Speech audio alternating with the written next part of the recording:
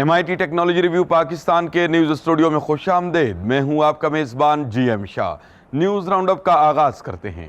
Bulletin के आगाज़ में आपको बताते हैं कि इलेक्शन कमीशन ऑफ पाकिस्तान ने ऐलान किया है कि NA 120 के इलेक्शन में बायोमेट्रिक और वोटिंग मशीन्स को इस्तेमाल किया जाएगा।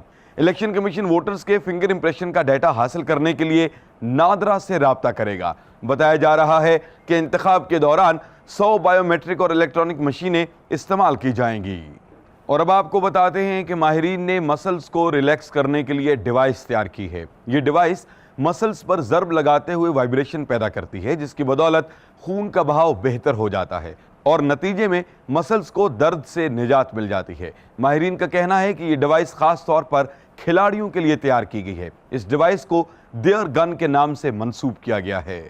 और अब बुलेटिन के आखिर में आपको बताते हैं कि अब आपको साइकिल के टायर में हवा भरने की जरूरत नहीं पड़ेगी। इस ज़िम्न में माहिरीन ने बिना हवा के टायर तैयार किया है। इस टायर को नाइट्रोजन फॉर्म सेल्स से तैयार किया गया है, जिसकी बदौलत ये वजन में रिवायती टायर की निस्बत कई गुना हल्का है। इस टायर की एक और खास बात यह भी है कि यह आसानी से पंक्चर नहीं होता और खराश वगैरह को जज्ब करने की सलाहियत रखता है। इस टायर को नेक्सो टायर के नाम से मंसूब किया गया है।